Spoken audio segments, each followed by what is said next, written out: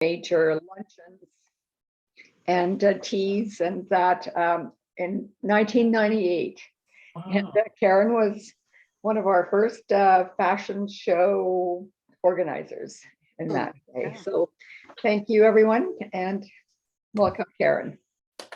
Well, good morning, everybody. We've had a chance to say good morning before I get started, so that's always nice. And as people who participated, some of you in the previous fashion shows and things, you'll remember that they were busy times, but we always had a good time. And this one is focused primarily on wedding gowns and bridal traditions. Some of them are quite interesting, some are a little funny, and hope you enjoy them. Okay, and the brides have been acquired through various means and for various reasons over the millennia, whether by force or by contrivance, as when a man with a few cohorts would raid the neighboring village, for example, to carry away the object of his affection, or as a means of establishing strong political alliances or enforcing peace treaties, and the full gamut of other types of marriage contracts as well. Whatever the times, whatever the customs of that time or culture, the primary focus has always been to present the bride in the most flattering way possible. This has included, universally and timelessly, the prettiest gown possible, and whatever the circumstances, as a matter of pride to her family and even the larger community from which she sprang. As an observer of the vantage point of a long life and experience, seems to me that in more recent times, the considerations of the value and qualities of the dress have overtaken the importance of the values and qualities of the future husband. And if as much work and money and energy went into the marriage as went into the wedding, chances of success would increase greatly. Nevertheless, today's bride has far more to say about the wedding and the marriage than the women who have preceded her from the very earliest history. And the traditions from the past and other cultures shed much light on the entire proceedings. For example, it was the custom in medieval times that if the groom was not from the local area, he would buy a round of drinks for the local young men to make amends for removing a girl from the marriage market. In Britain, the Council of 1076 decreed that no man should give his daughter or female relative to anyone without priestly blessing. It's only within the last 100 years that women and children were no longer considered the goods and chattels of their father or husband. Weddings during the Middle Ages were considered family and community affairs, and it was important that both parties consented to the marriage. This could be substituted with the consent of the parents. Vows were exchanged outside the church before everyone moved inside for the ceremony and mass. Members of the community accompanied the bride in a procession, both from her home, her previous parents' home, to her new home.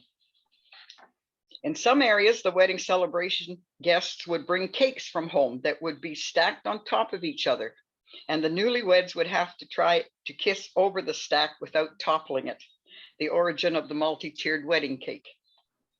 Granting that the selection or acceptance of the groom is agreeable all around, where and when needed, the matter of dowry and trousseau has been dealt with. The details of the gown will be addressed, and we will now take a stroll down the bridal aisle of history. Starting with dress number 1, which is a composite reproduction of a gown from the 1600s.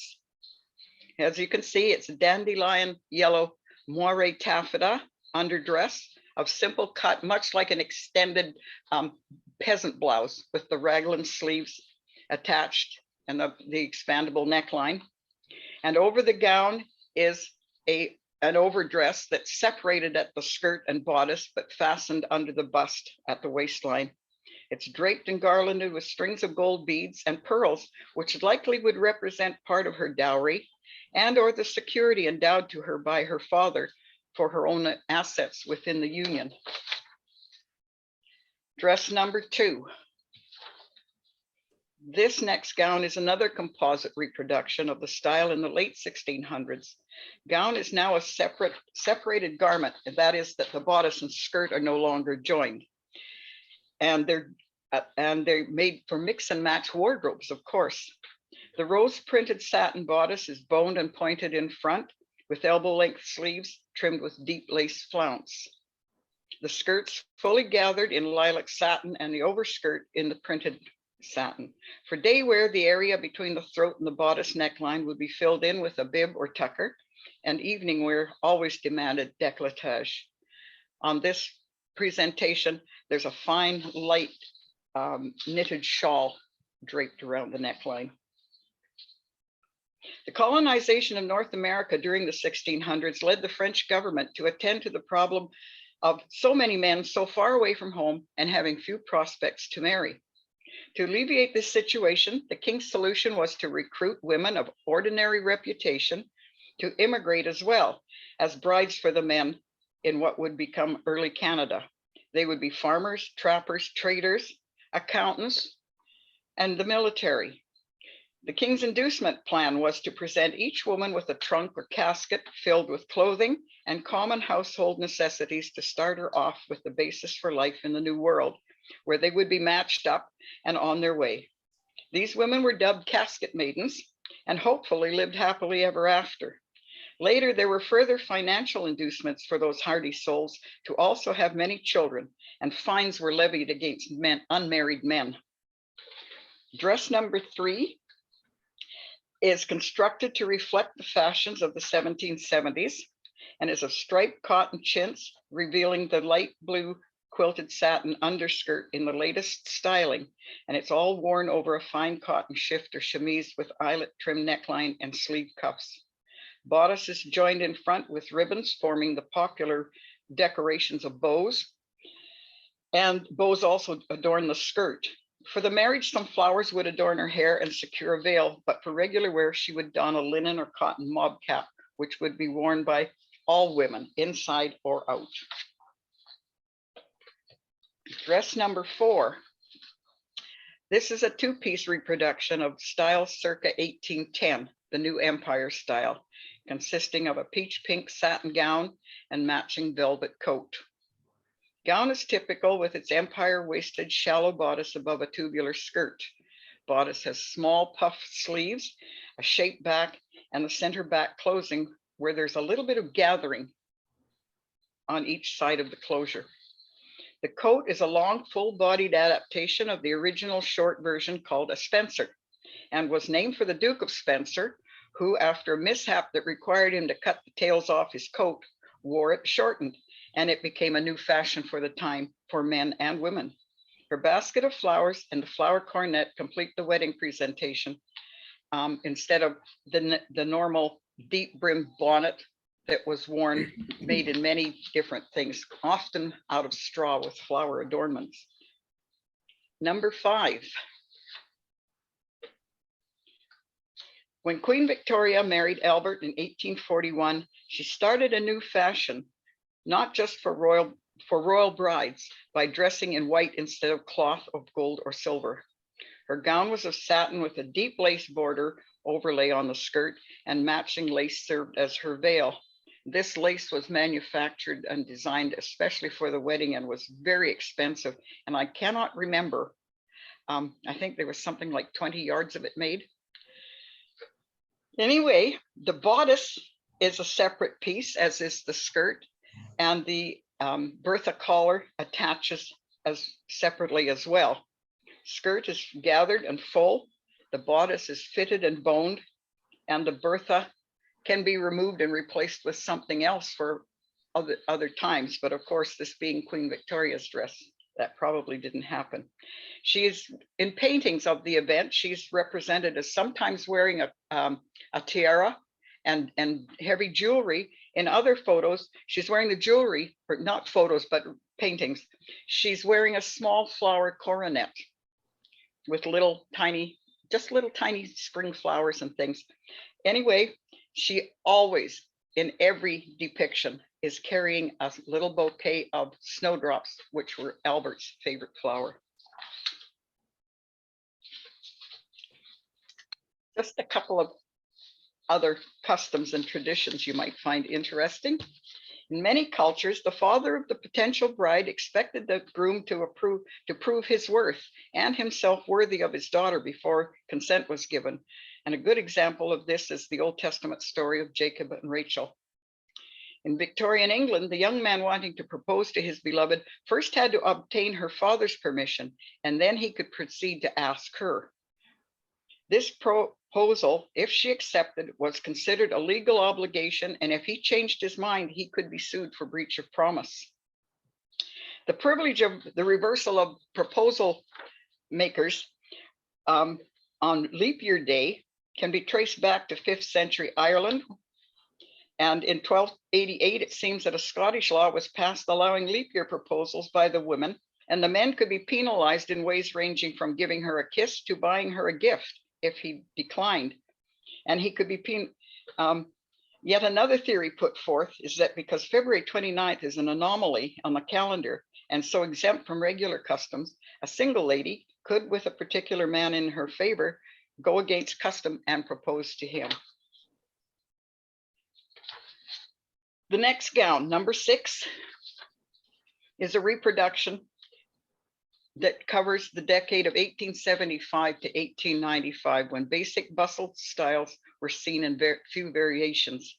Previous style with enormous hoop skirts over layers of petticoats took up enormous amounts of space in any given room and any given place where you might be. Walking down aisleways and hallways in small confined spaces became a serious inconvenience at times. The time saving of travel by the newly laid railways that spanned the country and the urban tram lines in urban areas made modifying the gowns necessary. And at first, the front of the gown was flattened, and the gathering of the material towards the back was the arrangement over the bustle at the back. Then the bustling was augmented by various styles of draping and ornamentation. And at the latter end of the decade, the tassels and fringes used on upholstered furniture styles and draperies were also applied to fashionable women's clothing. This one is moderately fashioned gown of leaf pattern golden brown damask and crisp golden hued taffeta in several pieces that each required assistance to put in place. Some of you might remember the kerfuffles putting this dress on the models at some of the shows.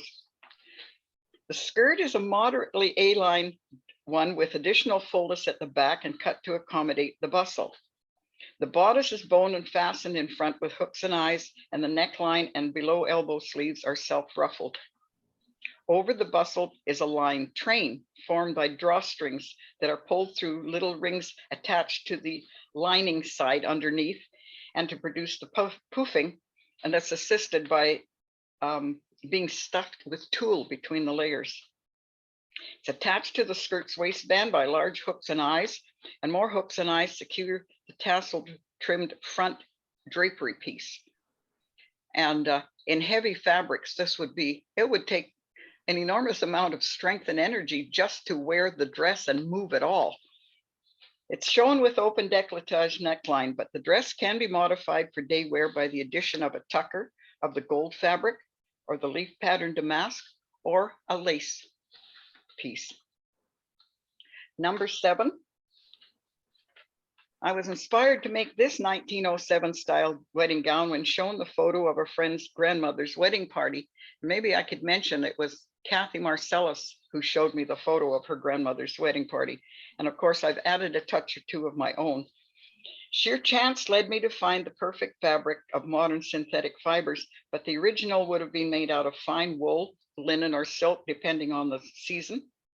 The fabric was designed and intended to be a formal curtains, but suited my design perfectly, and I used the deeply embroidered lower edge. And I think you can see some of the, the shape and shadows of the embroidery on it in the picture. I used that also for the lower end part of the leg of mutton sleeves and the yoke of the powder pigeon bodice at the top here, and the hem of the self-lined cape as well. And with flower and derby styled hat, she would replace the veil that is secured to a floral top knot for the wedding trip. The shape and the structure of clothing by this time is starting to loosen up a little bit.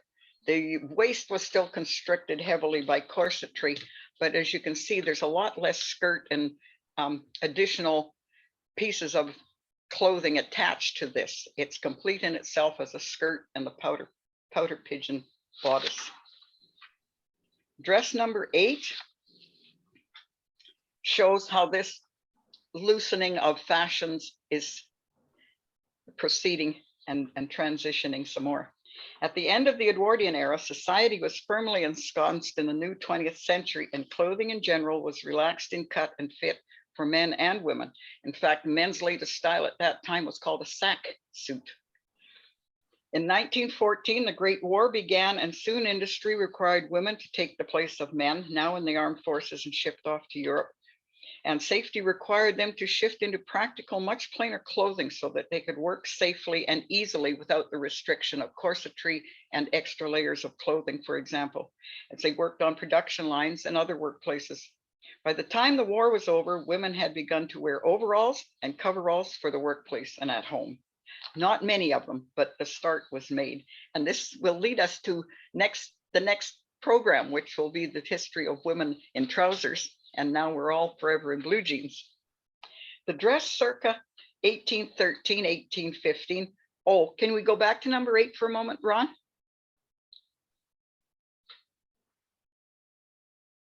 Number back. Whoa, number 8. There. No, the next one, please. There we are. The dress circa 1813, 1815 reflects the removal of frills and ruffles and excess material effectively while still looking soft, light, and feminine.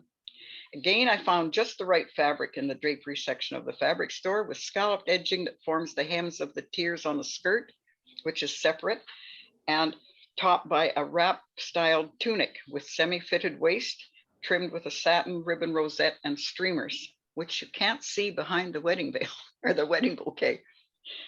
The luxury and flair are provided by the voluminous veiling formed into a cap that is trimmed with small floral clusters at each ear and a lush, generous bridal bouquet. Now we can go to number 9. This dress I copied in a minutely sprigged semi-sheer cotton fabric, tone on tone, cotton batiste, and was modeled after my great uncle's bride's 1920 wedding dress. The bodice and sleeves are cut again in that peasant blouse pattern. It's a front and a back and 2 sleeves, and all joined together by the self-bound neckline. The elbow length sleeves are also gathered to a self-band cuff, and a wide satin ribbon is wrapped and tied in a decorative bow and streamers just under the bust. Small floral wreath and streamers and a streamered arm bouquet complete this outfit. Darlene may remember my great uncle, who was the local blacksmith. He used to shoe horses for Mr. Manzer, your father-in-law.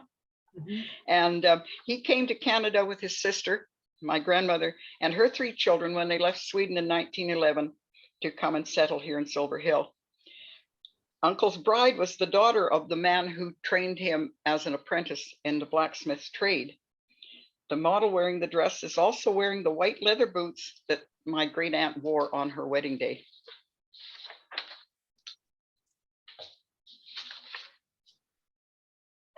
All the dresses you're going to see after this one are not replicas. They are the real things, and the ones I have acquired either from the thrift stores or that have been given to me to be included in my collection and presentations such as this one.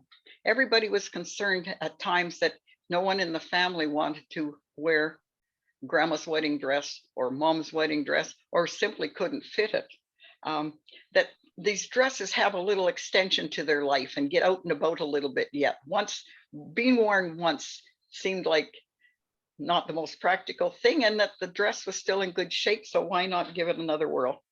Anyway, in the past 20 years since I started all of this, I've accumulated about 80 some wedding dresses. All the models were volunteers. They were friends of long standing and new friends made as a result of their participation, and all are fondly remembered with much gratitude for their encouragement and the laughter we all shared. Seems we never grow up too much to enjoy playing dress up. Couple of customs. One from Wales. The suitor in a courting couple would carve a wooden spoon and present it to his beloved. And if she accepted it and his proposal, she wore it around her neck on a ribbon, and they were considered engaged, probably the origin of the term spooning. In the indigenous Hopi tradition, the suitor would leave clothing for his chosen on the threshold of her home, and her acceptance of the clothing constitute acceptance of him and his offer of marriage. An African proverb states, "A man without a wife is like a vase without flowers." Their marriage arrangements even today can take some intense inter-family negotiations called lobola to establish the bride price in Africa. But once all is agreeable to both families, it is accepted by the placing of a bottle of brandy on the table to indicate agreement, and everyone partakes. This entire procedure is meant for the two families to bond over compromise and negotiation in goodwill. Dress number 10. This stylish 1927 looking dress is just like those displayed in Sears catalogs reproductions for those late years of the decade. The bodice has a slightly bat-winged long sleeves. The drop waist is accented with a trimmed band and bow and with streamers. This is quite a large ornamental piece. And the favored calla lilies dyed blue in the bouquet. Presentation is a classic example of how past styles come back into fashion, but not usually so exact in their styling, rather inspired or just some small influence being obvious. This dress is actually a mid to late 1980s mother of the bride style, featured in bridal magazines of that time. And again, I should have maybe planned a little better and shown the 1927 catalog version too, because it's uncannily, absolutely the same. Dress number 11. In earlier times, such as the time of migration of many Europeans in the previous century, festive best clothes and folk costumes were based on black garments, often lavishly trimmed with embroidery and lace on the bodices and worn for bridal nuptials as well as other festivals. In Spain, an old Roman Catholic tradition is for the bride to wear a fashionable wedding dress and lace mantilla as well, to represent that the marriage ends her single days and is intended to last until they are parted by death. In 1932-33, there was a brief fad for black wedding dresses, thanks to a friend who gave me this one. I have an actual 1932 black satin evening gown. It's bias cut, and the only access in or out of it is via the cowl collared neckline with a keyhole opening and button loop closure at the back. The bodice has a shaped empire waist with bust shaping, so it can, you can't see enough of me, but the seam comes up this way under the bust. And actually has been a very popular cut for dresses over the decades. The sleeves are set in raglan style and have tucks sewn into the entire top part of the sleeve, and then are released halfway down, and we're into a bell, full bell shape. And at one time, the netting inside the sleeves supported and gave that lower part a bouffant effect. Now, just time has deteriorated the netting, and I have not replaced it. Her headpiece is a small cocktail hat with sequins and gold sparkled netting attached to complement the large, stylish gilded calla lily bouquet. This dress was number 12. I better keep calling the numbers here. This dress was worn by a family friend in 1938 and given to me for use in several of the first shows I did, representing not only bridal fashions, but some local history. Courting during the Depression years wasn't easy, and this bride's courtship and engagement spanned 8 years of duration, during which time her intended rode across the Fraser River from Ruskin to call on her family at home in Glen Valley. The marriage lasted over 50 years, produced 3 children who all still live in the local area. And it's very small. Almost no one of recent generations can wear it. It's of ivory satin, simple styling with a small Peter Pan collared neckline, elbow length sleeves, and a bias cut skirt that flares out from the lower bodice just above the knee. and a friend of the bride sewed the dress. Number 13. During the Second World War, many young women married in haste before their intended was sent overseas. And I've been told many unique and interesting stories, including this one, where the bride in Langley could only get some Air Force blue material to make a wedding dress, get on the train to Calgary, and get married at the military base there. Then, before they could have their brief honeymoon, it was found out that one of the men in his barracks had been exposed to measles on a visit home, and he had to be quarantined. And then they were all shipped out, and they didn't see each other again until he fortunately came home. But they lived happily ever afterwards, she assured me.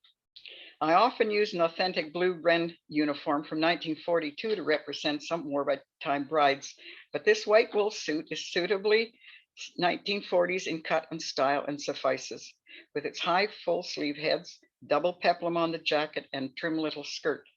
Glittery pen accents the top of the closing at the neckline, and a yellow rosebud corsage is the floral trim. Gloves and purse and hat complete the outfit for the honeymoon, which some brides did have even during wartime. Bridal fashions and stylings often reflected the economy and other factors of their time. And after the rationing of fabric during the war, the change is noticeable in the post-war gowns. And during the war, wool was needed for uniforms and silk was needed for parachutes. The artificial silk of rayon, which was a cellulose fiber, was a great addition to clothing manufacture, but did not have the tensile strength needed for the parachutes.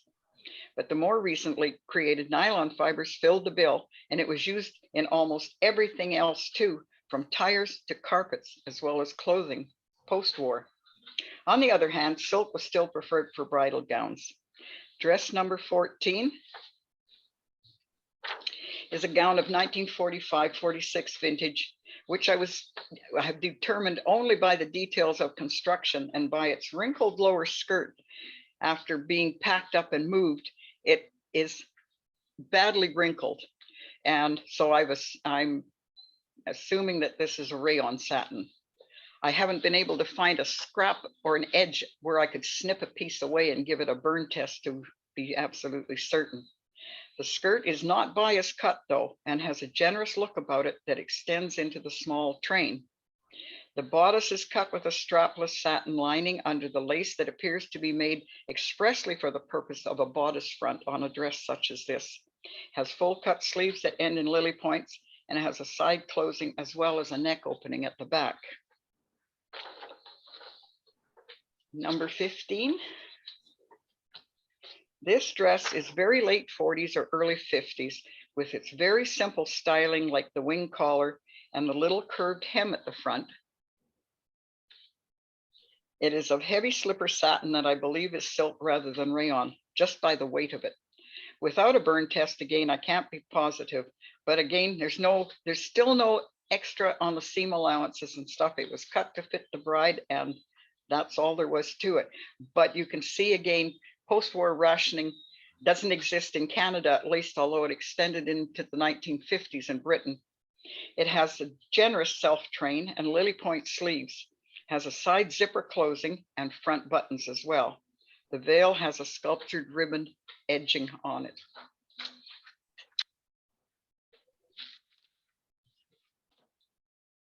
Okay, number 16. This is a very elegant 1950s gown in a classic cut and style. It's in rich winter white silk slipper satin, and the heavy Bertha style detached collar rings the entire top of the dress, falling gracefully over the top of the long lily point sleeves. The body of the dress is princess cut, and the skirt with its curved and sculpted hemline sweeps back into a full cathedral train. The floral headpiece anchors a small, simple veil, and the rich tones of the rose, lilies, and stephanotis in the bouquet are framed by deep green ferns and trailing ribbons, very much the style of that time. Number 17. This dress is similar to the previous one, but has a full lace yoke front and back above the softly rippling layers that surround the yoke. The princess cut bodice extends below the natural waistline with a center point, front and back, and the skirt is gathered to fall straight to the floor at front, but from the side seams back, it flares out again into a full cathedral veil. People were celebrating the fact that they could now get as much fabric as they needed and make the dresses as generously cut and full as they liked. It has lace inserts like small peplums at either side, which you can't see, of course. It matches the bodice yoke, and there are other details at the neckline, but changes again are on the way, as you will see. While we make the transition, I'm going to give you some traditions regarding the ring. Before rings, there was hand fasting or hand binding, which saw the bridal couple join hands over a loaf of bread in Poland, and in other places, a special cloth or ribbons were wrapped or laid over the hands to symbolize their unity now in all aspects of life, lending meaning to the expression tying the knot in reference to marriage. The Irish flattering, in the design of a heart with a crown at the top, held by a pair of hands, was designed in the 16th century, and while not specifically as a wedding ring, it was worn if it was a single girl, and the heart pointed away from the body to indicate her single status. But once taken or engaged, the ring was worn with point towards the heart, and since then it has become a popular choice with those of Celtic descent as a wedding ring.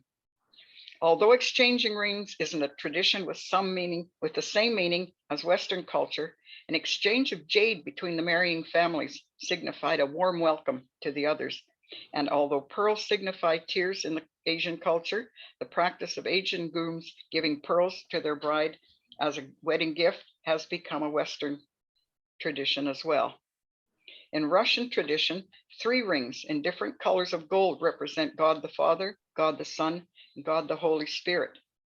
And some Swedish wives wear 3 rings, one for betrothal, one for marriage, and one for motherhood. Dress number 18. When my cousin in Sweden was married in 1949, her dress was very similar to this, except that it had a full length skirt. So I've been able to date this dress, allowing for the time it took for fashions and styles to travel from Europe to North America and sort of catch on, that this is probably an early 1950s wedding dress here.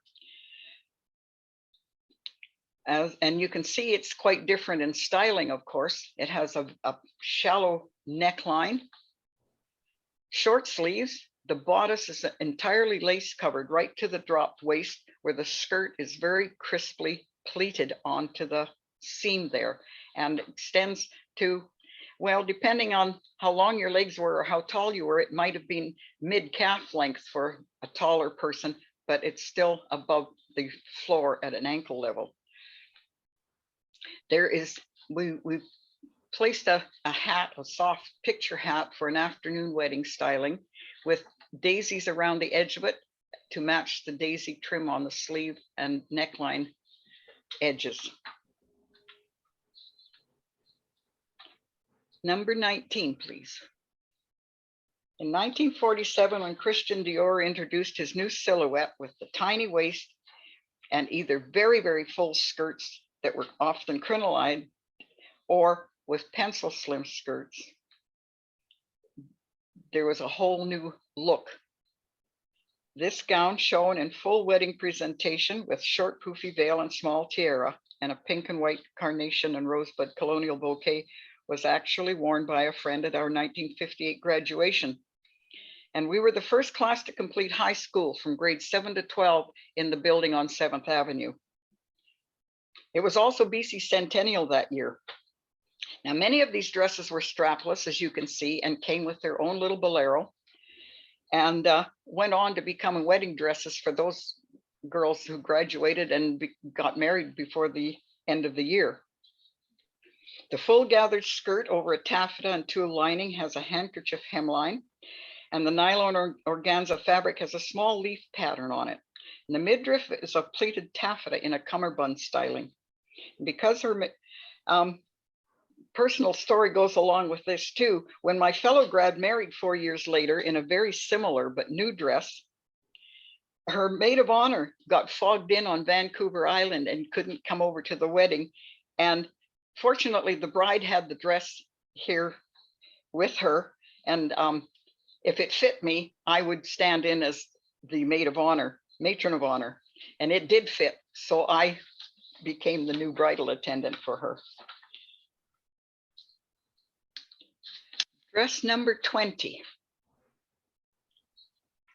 The next 3 dresses actually epitomized wedding dress styles for most brides from the late 50s to into the middle of the 60s. The first one was given to me for my use. It has a shallow square sequined neckline, fitted bodice, long full sleeves, full length gathered skirt.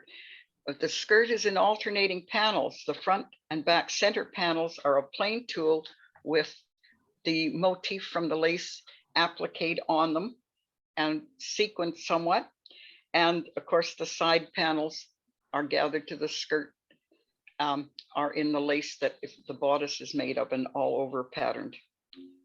The veil, chapel veil, is secured at the back of a sequined lace coronet, and a small orchid bouquet emulates the one carried by the bride when she was married in 1962. And I was also her matron of honor. The gown is number 21. This gown is without any embellishment on the lace covered bodice with bateau neckline, so that the skirt with its layers and layers of lace that sweep back into the train are the focal point of this style. It stands out even without the hoop petticoat, and the back of it could be bustled up to shorten it, of course, for dancing later. The headpiece is a flat coronet of lace and sequins and secures the small veil at the back. Number 22. This version has a shirred nylon chiffon bone bodice with shallow square neckline, framed with lace and scattered with iridescent sequins, and it has short shirred sleeves. Skirt lining is of delustered satin under layers of net that support the full chiffon skirt. Lace motifs are appliqued above the hem of the skirt, and the body of the skirt is dotted with sequined lace motifs, highlighted by the full hoop petticoat underneath. Her headpiece is a coronet of sequined upright leaves framed with pearls and secures a short poofy veil.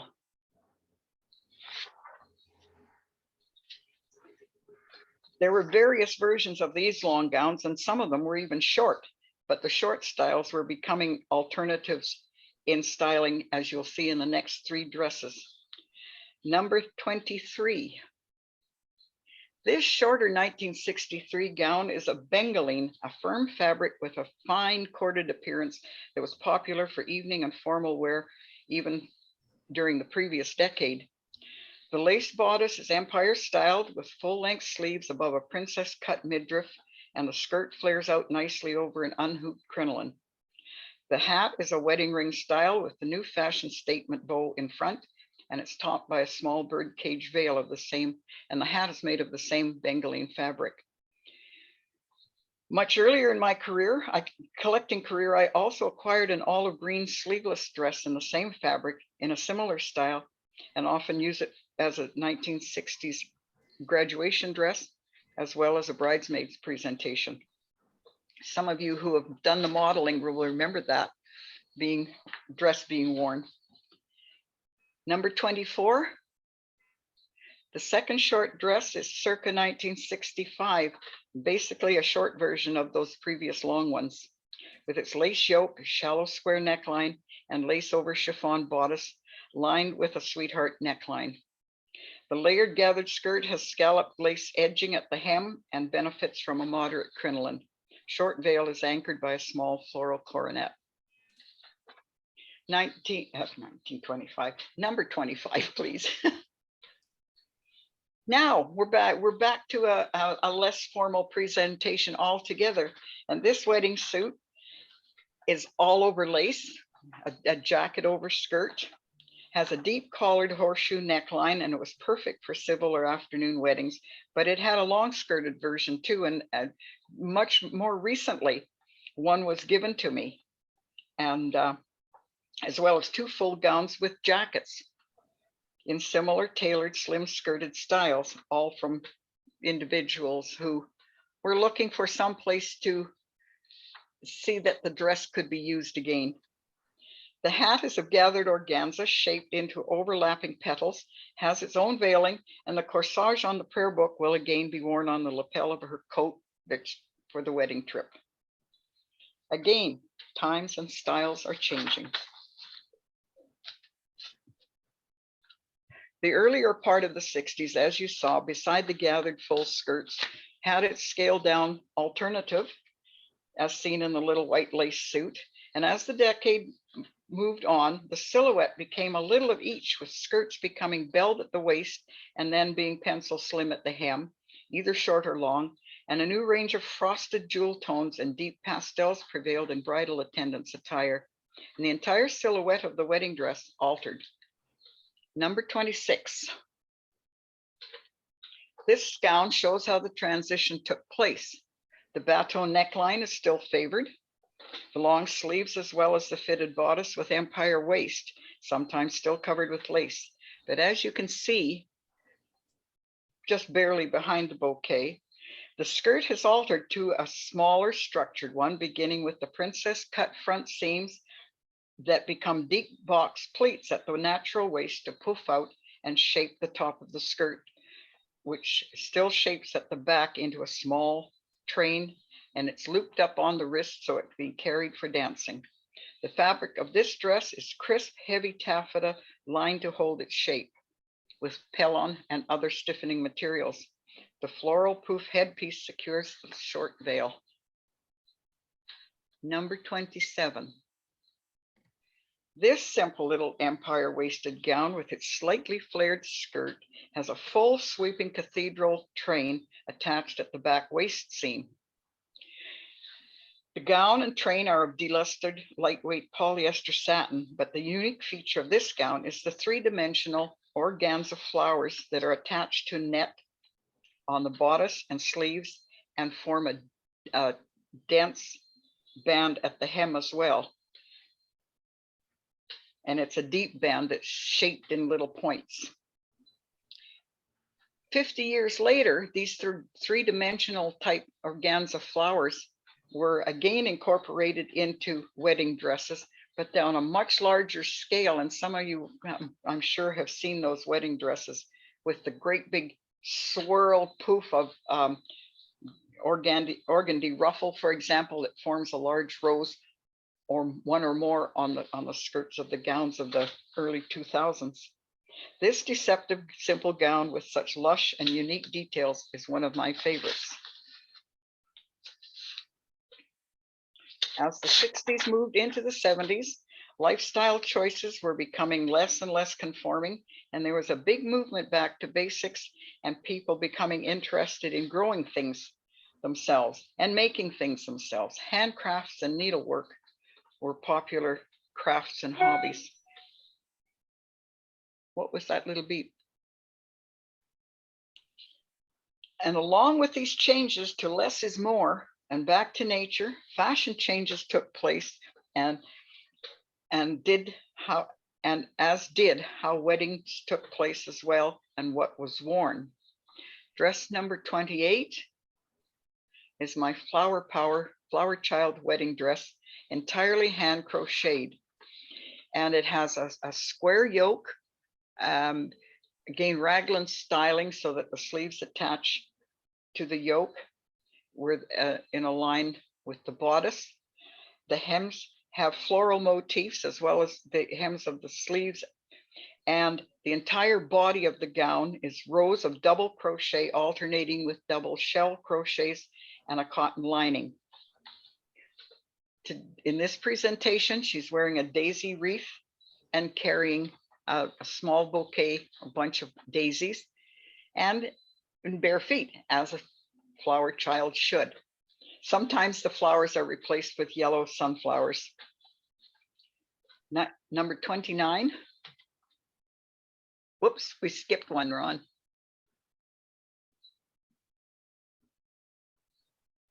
Can we go there? No, between. Whoop. There we go. There we go. Now, another major but brief fashion in bridal wear was accelerated when Margaret Sinclair became the wife of our current Prime Minister's father. Her very simple gown included a hood, and it was embellished with heavy rows of beading of pearl with that edged the banding with that had small iridescent seed bead patterns between. The hood was detached and the front edge was trimmed also with pearl and iridescent beads there and on the sleeve cuffs. It's made of heavy polyester jersey with a banded empire waist and a slightly gathered slim skirt and long sleeves that anchored the cape train from wrist to shoulder, and it fell through down to the back. And you can see how it falls from the one arm that's extended, and you can see that cloth falling from the cuff of the sleeve is part of the cape or train that goes all the way around the back and attaches on the other sleeve as well. Now, this style, I know of two other people who were not family members who wore hooded wedding dresses or part of it, or something that was part of their bridal outfit. And my own sister wore a white velvet sleeveless gown with an empire waist and a slight A-line skirt, and wore a hooded lace coat over that for her nuptials in 1972. Now, how are we doing for time? Well, we're getting there. I'm going to throw a couple more little bits of lore and tradition in. In the past, many precautions were taken to ensure evil spirits would not be present at the festivities as far back as Roman times, using herbs and flowers woven into wreaths or garland worn by both the bride and the groom. A circular shape symbolizing new life, hope, and fertility. In Victorian times, when people sent each other messages via the meanings or attributes associated with various flowers and herbs, brides took particular care to give special meaning to their bouquets, and rosemary was a favorite inclusion. In Scotland, a sprig of heather was included for luck. Orange blossoms were of ancient association with marriage because it represented happiness and fertility, and it bears fruit and blossoms at the same time, and is extraordinarily acceptable because of its lovely fragrance. There are numerous traditions shared by various cultures involving food, grain, salt, handkerchiefs, dancing involving money for the bride or the honeymoon, and even the breaking of dishes. And the one thing they all have in common is the wish for the bridal couple to have a long and happy life together, united in sharing the good and bad of life, the heartbreak and happiness of raising children, and then welcoming the arrival of grandchildren to bring joy to their old age. We are going to move along into the 70s still. It was a time of drawing inspiration from the previous centuries and pioneer times as the US celebrated its bicentennial. And this changes took place both in lifestyle influences and fashions. Pinafores, gingham, eyelet and lace, long skirts with flounces and denim, everything were everywhere and among those fashion trends. Gown number 30, please. This gown is made of polyester crepe with traces of medieval influences in the belled oversleeve extensions, while the rest of the gown is simple with a small neckband, modified empire waist, and slightly gathered skirt. There's lace edgings and trims at the hems and sleeve edges and where joins are made on the dress. It has a very pristine and virginal appearance and is very suitably bridal. Number 31. Although thoroughly modern, of polyester jersey with heavy lace overlays on the bodice, it has a modified Queen Anne neckline with its horseshoe shape and stand-up collar and long sleeves. The bodice is lace overlaid and edged. Oh, I'm sorry, I'm reading the wrong bit. Well, you read the other yourself. I jumped ahead of myself. This This gown is of white voile over taffeta, has old-fashioned bishop sleeves, high lace neckline, and a soft A-line skirt that's very reminiscent of gowns from the previous turn of the century. And styles in this vein gained popularity throughout the ensuing decade. I don't know if you heard, my disruption came about because my cat came in and I don't know how he got in. Anyway, we'll go on to number 32, which is the polyester dress. Whoops.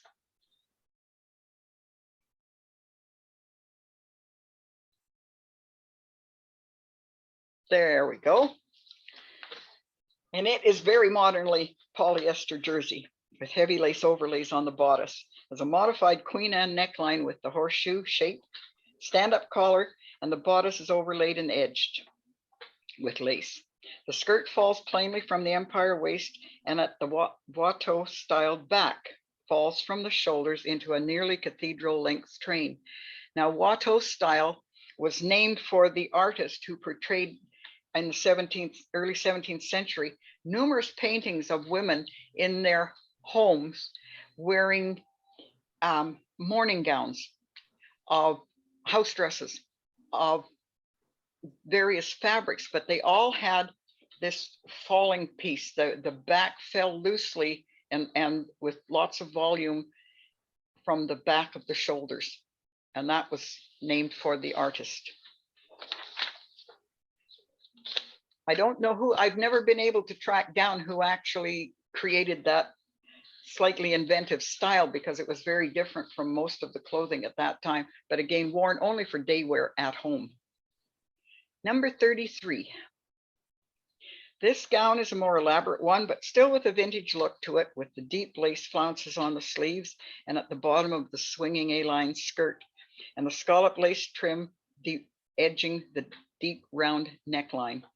Headpieces are becoming more intricate and elaborate with beading and sequins and crystals, and the bouquet is a replication of a turn of the century one of generous and lavish proportions. Number 34.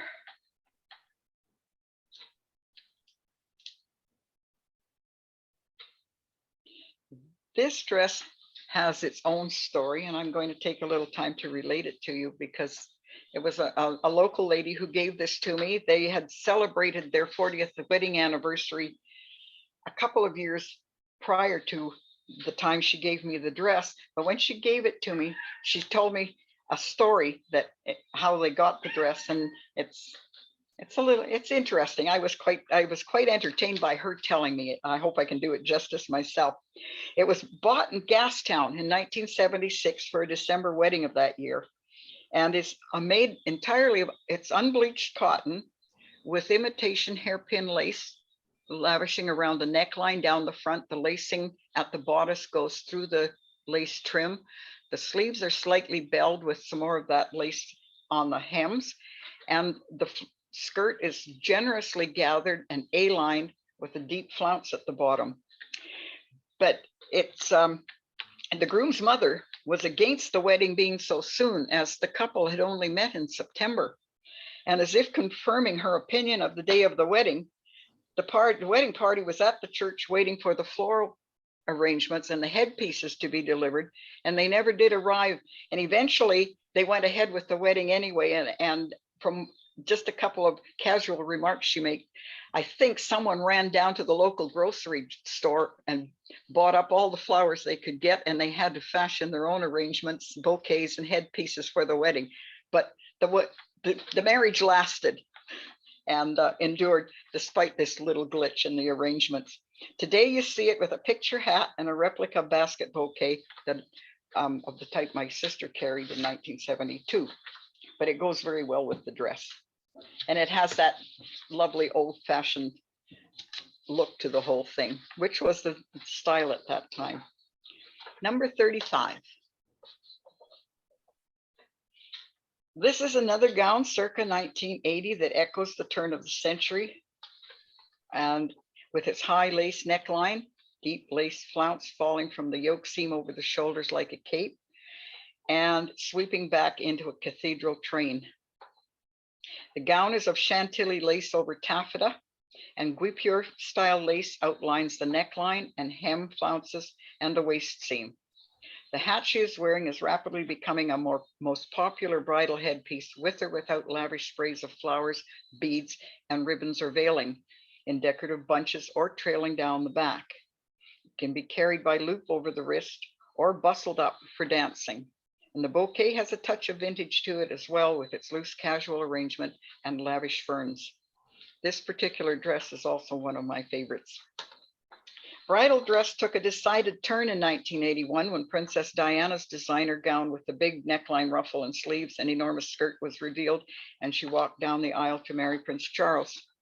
For the next 2 decades, it has continued to influence every bride who has ever wanted an out of the past princess confection of a dress, and they began to resemble the hoop skirted gowns of the middle 1800s again, with hints of every other fashion period from the past in the ruffles, flounces, beading of subtle elegance, but more often of Elizabethan and Renaissance proportions.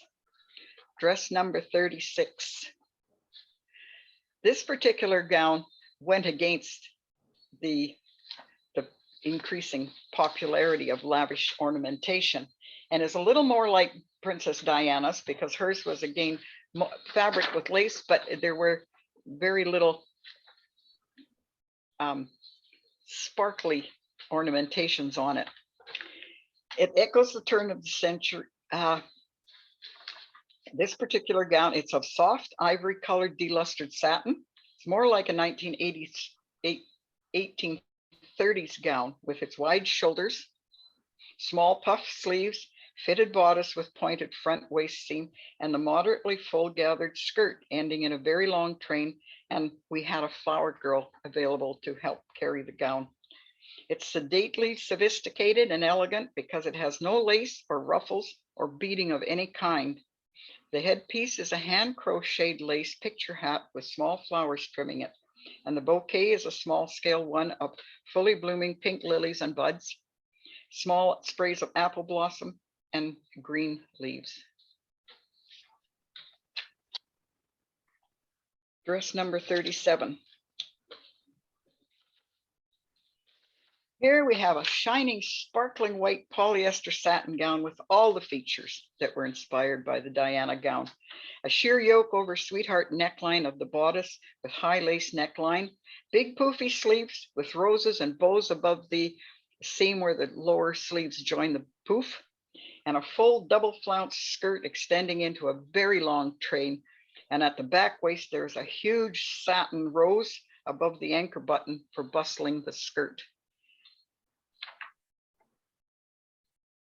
This one twinkles and sparkles all over and was very typical of its generation of bridal dresses.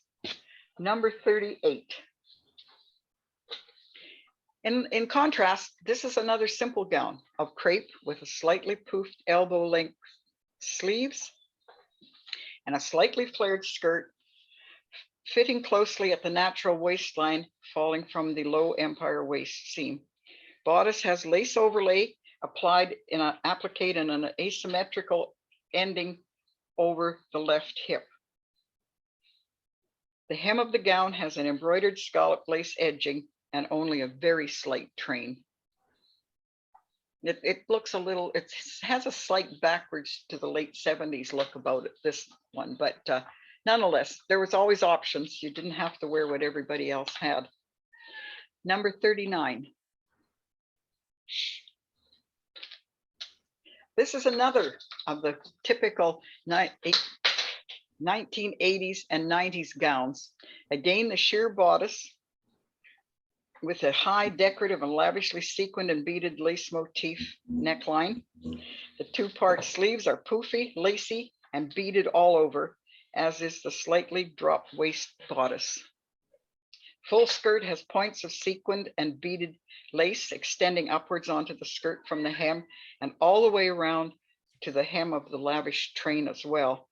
Headpiece is a beaded spray of flowers anchoring the short veil.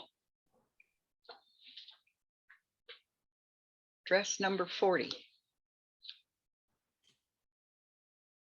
This is another gown, less embellished, version with large sleeves that end at the elbow, a straight neckline at the top of the fitted, shirred, and draped bodice. All of the fashion detailing on this dress is made with the fabric itself rather than things that are attached or added to it. And has a full gathered skirt with a moderate train. The Juliet cap, which was a popular headpiece, I guess, since the Shakespearean era, and Juliet herself, for securing the veil, is used on this presentation.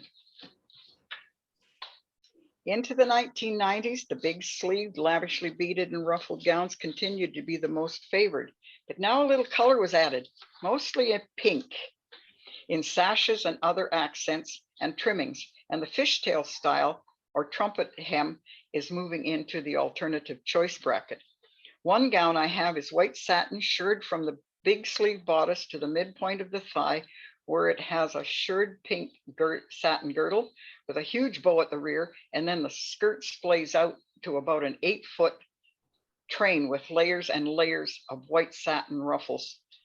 It has to be seen to be believed, and I think a couple of you may have seen it at one of the other shows, but I didn't have a single photograph that I could include to show you this particular dress. On the other hand, the alternatives, dress number 41, please, were in pink, were beautifully restrained and downright elegant. This unique 1995 gown is a shadow of the elegant ball gowns of the period roughly 100 years earlier, with its long, full-headed sleeves, open, clean neckline, and the sedate cording tracery and curvy cutouts on the sleeves with their see-through inserts. The sleek sweep and shape of the skirt and the long, smooth sweep of the cathedral train only reinforce the impact of this gown. It has a thoroughly modern on-tone floral bandeau with a froth of pink tulle at the back. An arm sheaf of huge white amaryllis blooms and a spray of fern form the perfect floral touch. Need I mention, I love this dress. Number 42, please. In direct contrast to that, the pink gown is this sparkle organza blizzard of all over fluted ruffles from shoulder to the tip of the long train, accented with a few self roses on the skirt. It's over a satin underdress. The roses on the headpiece secure a sparkle tulle very short veil. And the lower arms and backs of the hands are covered with sparkle organza gauntlets, and she carries a wrapped prayer book instead of flowers. This gown was available in several variations with even longer trains, and also in all over pink. We're coming to the close here. Well, our time is fine. I don't think I need to add any more traditions. In extreme contrast to the last two gowns you've seen, the last two of the show are a hint or two of the direction future gowns will be taking, including color accents, lingerie looks, and big skirts again with pickups adorned with flowers or gems, and gowns beginning to resemble the 1960s styles again. The more things, particularly fashions, change, the more they become the same. The last two were designer samples I found in a thrift shop with several others of the kinds we've already seen, and I couldn't resist adding them to my collection because of their individual and unique style. Dress number 43. This is a white delustered satin gown with lily point sleeves, off the shoulder neckline, and a double peplum, all enhanced with pearl beading along the edges and hems, except that of the skirt. It's a simple, sophisticated bridal gown for those for whom tradition needn't be a uniform. Dress number 44. This is also basically a simple white sheath style, but it's traditionally white of satin with a unique lace. And the lace, it's very, very difficult to describe. At first glance, it looks almost like macrame, but it's not. It's a kind of knitted lace with open spaces marking it off in little squares.